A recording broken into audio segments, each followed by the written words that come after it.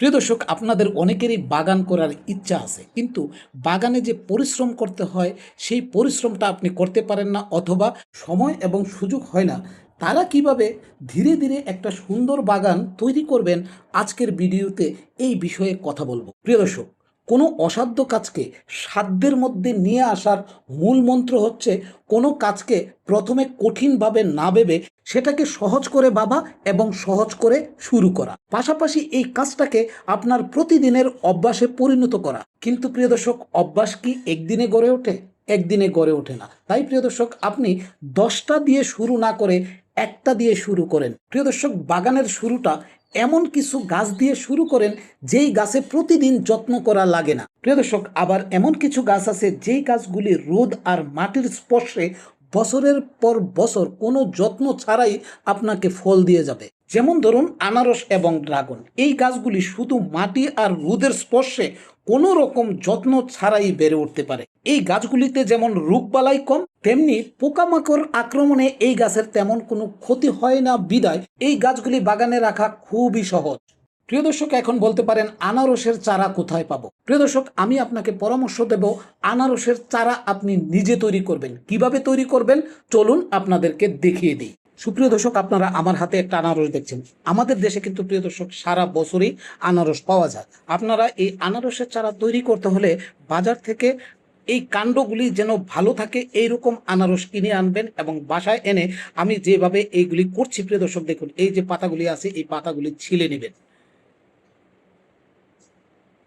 এইভাবে পুরো 1 ইঞ্চি পরিমাণ ছিলবেন। প্রিয় দর্শক, এই কাণ্ডের গোড়ায় আপনারা কোনো ধরনের ছোট পাতা রাখবেন না, পুরো গোড়াটাকে আপনারা 1 ইঞ্চি পরিমাণে ভালোভাবে ছিলে নেবেন। প্রিয় দর্শক, কাণ্ড ছিলার কাজটা যেমন আমার রেডি হয়ে গেল, তেমনি গাছটাও চারা করার জন্য রেডি হয়ে গেল। প্রিয় দর্শক, এবার একটা গ্লাসে পানি নেবেন। কি পরিমাণ পানি নেবেন? এই যে গ্লাসটা আছে, এই যে গোড়াটা দেখছেন প্রিয় দর্শক, এই গোড়াটা 1 ইঞ্চি পরিমাণ পানিতে ডুবিয়ে রাখবেন।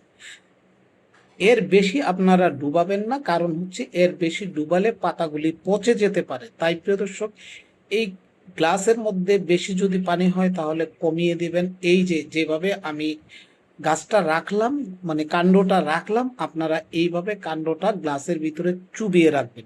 সুপ্রিয় দর্শক, চারা তৈরি করার প্রথম ধাপের কাজ কিন্তু আমরা শেষ করে ফেললাম। এবার আমাদেরকে 7 থেকে 8 দিন অপেক্ষা করতে হবে এই কাণ্ডের গোড়ায় শিকড় আসা পর্যন্ত। তো প্রিয় দর্শক, ফিরে এলাম 8 দিন পর। মনে আছে তো, এই গ্লাস এবং এই কাণ্ড ভিজিয়েছিলাম 8 দিন আগে। এখন আপনাদের জাদু দেখানোর পালা।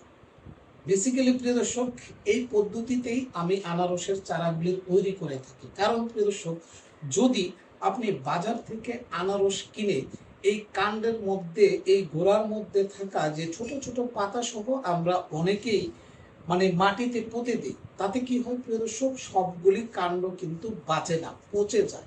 কিন্তু এই পদ্ধতি যদি অনুসরণ করেন তাহলে একটা কাণ্ড আপনার মরবে না, পচবে না। সবগুলি কাণ্ড থেকে প্রিয় দর্শক আপনার শিকড় আসবে এবং সবগুলি কাণ্ড থেকে চারা হবে। তো প্রিয় দর্শক, দেখুন জাদুটা, এই যে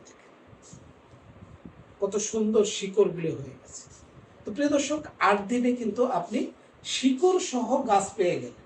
তো এই গাছটা যখন আপনি মাটির মধ্যে পুঁতে দিবেন, খুব তাড়াতাড়ি এই শিকড়গুলি মাটিকে ধরে ফেলবে এবং গাছটা আস্তে আস্তে বড় হতে থাকবে। চলুন প্রিয় দর্শক, আমার ছাদ বাগানের যে নতুন চারা, যে চারাগুলি আমি গত বছর লাগিয়েছি, এই গত বছরের চারাগুলি দেখাবো।